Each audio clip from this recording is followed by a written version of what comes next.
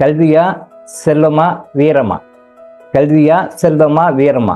தமிழ்நாட்டுடைய கல்வி தந்தை அப்படின்னு சொல்லி சொன்னா காமராஜர் ஐயாவை சொல்லலாம். உண்மையிலேயே அவர் இடத்த ஈக்குவலைஸ் பண்றதுக்கு வேற யாரும் இல்லை. படிச்சவன் என்ன பண்றான், ஒயிட் கார்டை ஃப்ராட் பண்ண ஆரம்பிச்சிட்டான். +1 படிக்கும்போது ஸ்கூல்ல அதே மாதிரி ஒரு ப்ரோக்ராம் பண்ணி தியேட்டர் கூப்பிட்டு போனாங்க. சரஸ்வதி சபதம்ன்ற படம். சரஸ்வதி சபதம். அந்த படத்துல இருந்து என்ன டேக்அவே மெசேஜ் நான் எடுத்துக்கிட்டேன்னு சொல்றேன். இப்போ அந்த படம் என்ன, உங்களுக்கு நீங்களா பார்த்துருப்பீங்க. கல்வியா செல்வமா வீரமா? கல்வியா செல்வமா வீரமா? கடைசியில முடிவு என்ன வரும்? மூணுமே இருக்கணும். கல்வி இருந்தாலும் பத்தாது, செல்வம் இருந்தாலும் பத்தாது, வீரம் இருந்தாலும் பத்தாது. அந்த படம் நீங்க எல்லாரும் பார்த்துருப்பீங்கன்னு நினைக்கிறேன். பெரும்பாலும் பார்த்துருப்பீங்க அப்படின்னு நினைக்கிறேன். 11th படிக்கும்போது ஹெட் மாஸ்டர் ப்ரப்போஸ் பண்ணி டிக்கெட்லாம் வாங்கி ஸ்கூல் மூலமா கூப்பிட்டு போனார்.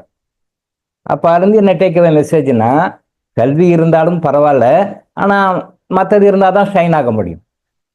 செல்வம் இருந்தாலும் பரவாயில்ல, பட் மற்றது இருந்தாலும் ஷைன் ஆக முடியும். வீரம் இருந்தாலும் பரவாயில்ல, ஓகே தான், பட் மிச்சம் ரெண்டும் இருக்கணும். அப்ப அந்த கான்செப்ட் டோட்டல் டேக்அவே மெசேஜ் என்ன அந்த படத்துல அப்போ நான் எடுத்துக்கிட்டதுன்னா, கல்வி செல்வம் வீரம் மூணுமே இருந்தா தான் ஒரு மனிதனுடைய வாழ்க்கை நிறைவாக இருக்கும் அப்படின்னு சொல்லி அப்போ கத்துக்கிட்டு டேக்அவே மெசேஜ். பட் இப்போ அடுத்தடுத்த லெவல்ல வரும்பொழுது இறைவனும் சித்தர் பெருமக்களும் சொல்லிக் கொடுத்த லெசன் என்ன அப்படின்னா, இந்த கல்வி செல்வம் வீரம் மட்டும் இருந்தா போதாது, வாழ்க்கையில் ஒரு மனிதன் ஷைன் ஆக முடியாது. ஞானம் வேணும். ஞானம் இருந்தால் எல்லாமே வந்துடும். ஞானம் இருந்தால் எல்லாமே வந்துடும். அப்ப ஞானம் தான் முக்கியம். அந்த ஞானத்தை கொண்டு போய் சேர்த்துட்டோம் அப்படின்னு சொன்னா அவன் ஷைன் ஆகி வெளியே வந்துடுவான் அப்படின்ற கான்செப்டை சொல்லி கொடு அப்படின்றதுக்காகத்தான் நமக்கு 36 வருஷங்களாக அந்த ட்ரைனிங் எல்லாம் கொடுத்து போட்டு எடுத்து படம் போட்டு நம்மளை கொண்டு வந்து உங்க முன்னால உட்கார வச்சிருக்காங்க. அப்போ வாழ்க்கையில நாம எல்லா துன்பங்களுக்கும் எல்லா இன்பங்களுக்கும் ஞானம் தான் முக்கியமாக இருக்கிறது. கல்வி தோத்து போயிடுது. கல்வி தோத்து போயிடுது. தமிழ்நாட்டுடைய கல்வி தந்தை அப்படின்னு சொல்லி சொன்னா காமராஜர் ஐயாவை சொல்லலாம். நான் அவரை பார்த்தது இல்லை, பார்க்கறதுக்கான வாய்ப்பு நமக்கு இல்லை. கேள்விப்பட்டிருக்கோம் அவரை பத்தி, இப்படியெல்லாம் இருந்தார் பண்ணாருன்னு சொல்லிட்டு. உண்மையிலேயே அவர் இடத்த ஈக்குவலைஸ் பண்றதுக்கு வேற யாரும் இல்லை. அவரை நாம் வேற ஆங்கிள் இருந்து பார்க்குறோம். உண்மையிலே தமிழ்நாட்டின் கல்வி தந்தை அவர். கல்வியை கொடுத்தார். இன்னைக்கு தமிழ்நாடு கல்வியில மிக உயர்ந்த மாநிலமாக இருக்கிறது இந்தியாவில் அப்படின்னு சொல்லி சொன்னோம்னா அதுக்கு அவருடைய பங்கு முக்கியமானது.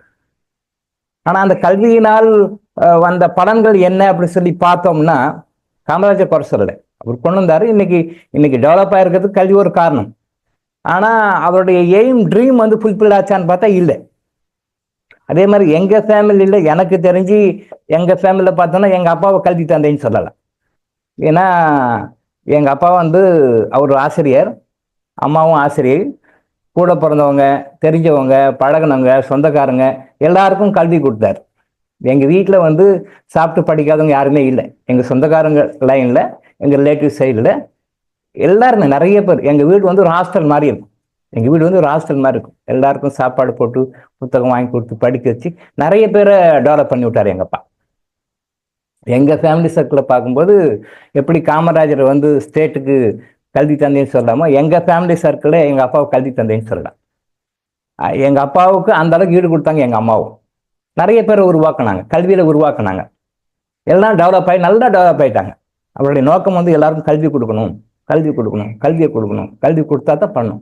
எங்க வீட்டில் சாப்பிட்டு தங்கி புத்தகம் வாங்கி படிச்சு ஹையர் லெவலுக்கு போகாதவங்க யாருமே இல்லை. நிறைய பேர் நூற்றுக்கணக்கான சொந்தக்காரங்களை எங்க கூப்பிட்டு வச்சதா எங்க ஃபேமிலி ஹாஸ்டல் மாதிரி இருக்கும். ஆனா எல்லாரும் டெவலப் ஆயிட்டாங்க. பட் அங்கே ஒரு ஏமாற்றம் இருந்தது. அது எங்க அப்பா பின்காலத்தில் வளர்ந்தார். இப்ப காமராஜ் இருந்தாலும் ஃபீல் பண்ணுவார். இப்ப ஐயா காமராஜ் இருந்தாலும் இப்ப ஃபீல் பண்ணுவார். அவர் இல்லை. பட் எங்க அப்பா ஒரு காலத்துல ஃபீல் பண்ணார். அவருடைய கடைசி காலத்துல நான் எல்லாருக்கும் கல்வி கொடுத்தேன், எல்லாம் டெவலப் ஆயிட்டாங்க, ஓகே. ஆனா சில குறைகள் வருத்தங்கள் இருந்தது அவருக்கு. என்ன அப்படின்னா, எல்லாரும் மெட்டீரியலா டெவலப் ஆயிட்டாங்க. மெட்டீரியலா நல்ல பணம் சம்பாதிக்கிறோம், நல்ல உத்தியோகத்துக்கு போயிட்டோம், நல்ல சேலரி, நல்ல இன்கம், வெல் செட்டில், நல்ல காரு, பங்களா, வீடு, எல்லாரும் செட்டில் ஆகி நல்லா செட்டில் ஆயிட்டாங்க. ஆனா சில குறைபாடுகள் அவங்ககிட்ட இருந்தது. என்ன குறைபாடுகள் அப்படின்னா, ஞான குறைபாடு. அந்த ஞானம் கம்மியா இருந்ததுனால அவர்கள் பெற்ற நன்மையினால மற்றவங்களுக்கு யாரும் நன்மை இல்லை, அவங்க வரைக்கும் செட்டில் ஆயிட்டாங்க. நல்லா புரிஞ்சுக்கோங்க, எங்க சொல்ல வர பாயிண்ட். அவங்க லைஃப்ல செட்டில் ஆயிட்டாங்க. எங்க அப்பா என்ன பண்ணாரு, எங்க குடும்பத்தை தன் மனைவி தன் மக்கள் அப்படின்றது எங்களுக்கு செய்யறதை விட மற்றவங்களும் நிறைய செஞ்சார். எங்க அப்பாவால் நாங்கள் சுகப்பட்டோம் அப்படின்னா என்னுடைய அம்மா, என்னுடைய உடன்பிறப்புகள், நான், எங்க ஃபேமிலி எவ்வளவு சுகப்பட்டோன்றதை விட மற்றவங்க சுகப்பட்டது தான் அதிகம். எங்களை நல்லா வச்சுட்டு அதை எந்த குறையும் வைக்கல, மற்றவங்களுக்கும் செஞ்சார். அதே மாதிரி காமராஜரும் அப்படித்தான். எவ்வளவோ டெடிகேட் பண்ணி யாரெல்லாம் முடியாது, ஸ்கீம் பண்ண முடியாது, இதை கொண்டு வர முடியாது, ஃபண்டு பத்தாது, முடியாதுன்னு ஐஏஎஸ் ஆஃபீஸர்ஸ் எல்லாம் அவர் சஜஷன் கொடுத்தா கூட அப்படி இல்லை, இது பண்ணுங்க, இப்படி பண்ணுங்க, இப்படி பண்ணுங்கன்னு சொல்லி அந்த 5ஆம் கிளாஸ் படித்த அந்த அந்த கல்வி தாத்தை டெவலப் பண்ணி விட்டார். ஆனால் அந்த கல்வி வளர்ந்தாலும் என்ன வளர்ந்தது அப்படின்னா, கல்வி வளர்ந்து எல்லாம் மெட்டீரியல் லைஃப்ல செட்டில் ஆயிட்டாங்க. நல்லா பாருங்க, மெட்டீரியல் லைஃப்ல செட்டில் ஆயிட்டாங்க, லௌகிக வாழ்க்கையில் செட்டில் ஆயிட்டாங்க. நல்ல பணம், நல்ல வருமானம், சொத்து சுகம் அப்படின்னு எல்லாம் டெவலப் ஆயிட்டாங்க. எங்க அப்பா வளர்த்தவங்களும் அப்படிதான், எல்லாரும் செட்டில் ஆயிட்டாங்க. பட் ஞானத்துல குறைபாடு. ஞானத்துல எப்படி ஞானத்துல குறைபாடுன்னு சொல்லி சொன்னா, படிச்சவன் என்ன பண்றான், ஒயிட் கார்டர் ஃப்ராட் பண்ண ஆரம்பிச்சிட்டான். White collar fraud, black collar fraud, white collar fraud சொல்லுவாங்க. ஃப்ராட்ல 2ஆ பிரிக்கலாம். அதுல white collar fraud, white collar scam அப்படின்னா படிச்சவன் பண்ற தப்பு. சாதாரணவன் இல்லாதவன் திருடுறான், ஏமாத்துறான், பொய் சொல்றான், அது வேற, அது லோ லெவல்.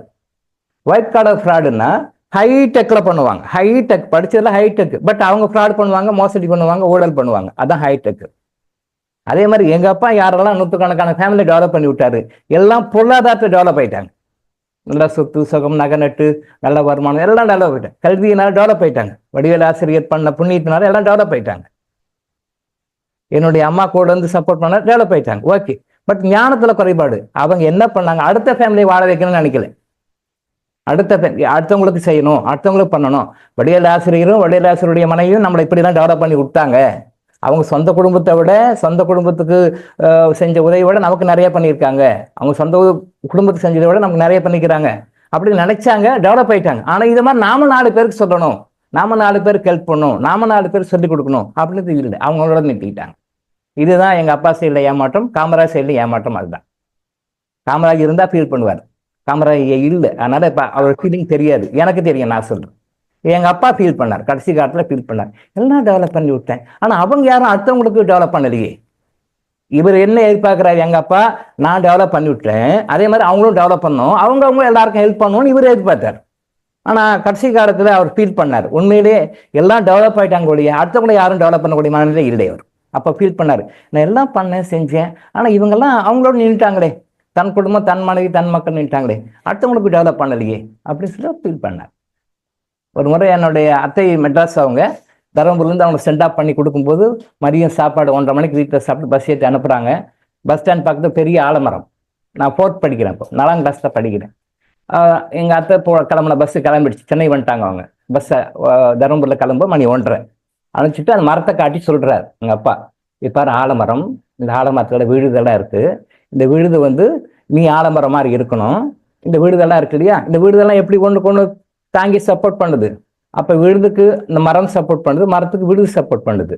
அப்போ இந்த மரமும் விழுதும் எப்படி எல்லாம் ஒண்ணுக்குண்ட ஒண்ணா சப்போர்ட் பண்ணி நிற்கிறாங்களோ, அதே மாதிரி நீ என்ன பண்ணணும், நீ எல்லாருக்கும் ஆலமரமா இருக்கணும், ஆலமரமா இருக்கணும். அப்போ நீ யாருக்கெல்லாம் ஹெல்ப் பண்றியோ, யாருக்கெல்லாம் நல்ல வசதி செல்வாக்கு எல்லாம் ஏற்படுத்தி கொடுக்குறியோ, உதவி செய்யறியோ, அவங்க டெவலப் பண்றியோ, அவங்க எல்லாருமே ஒருத்தருக்கு ஒருத்தர் ஒத்தாசையா இருக்கணும். அவருக்கு எங்க அப்பா எப்படி சொல்ற பாருங்க, எல்லாம் ஒருத்தருக்கு ஒருத்தர் ஒத்தாசையா இருக்கணும். நீ அவங்களுக்கு ஹெல்ப்ஃபுல்லா இருக்கணும், அவங்க உங்களுக்குள்ள ஹெல்ப்ஃபுல்லா இருக்கணும். எல்லாருமே ஒருத்தருக்கு ஒத்தாசையா இருந்து எல்லாமே வாழ்க்கை நல்லா சந்தோஷமா ஹாப்பியா இருக்கணும். எப்போ சொல்லிருக்கேன், 4ஆம் கிளாஸ் படிக்கிறேன், 4th ஸ்டாண்டர்ட். இன்னைக்கு கவர்னர் எங்க அத்தையை மதியானம் அனுப்பிச்சிட்டு எங்க அத்தை மாமா குழந்தைங்களாம் வந்தாங்க, சென்னை. அவங்க அனுப்பிச்சு கொடுத்து மரத்தை பார்த்து எனக்கு லெசன் சொல்லி கொடுத்தேன், 4ஆம் கிளாஸ் படிக்கிறேன். அப்போ சொல்லும்போது புரிஞ்சது, அவ்வளோவா புரியல. அப்புறம் பக்கம் வரும்போது புரியுது.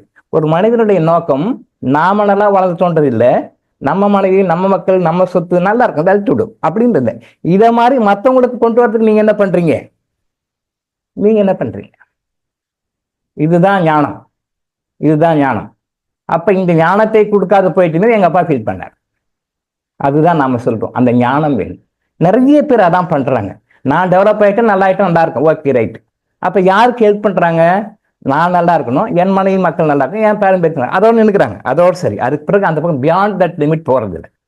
இறைவன் என்ன சொல்றாரு, இதைத்தான் மற்றவங்க சொல்லு, மற்றவங்க செய்யு அப்படின்னு சொல்றாரு.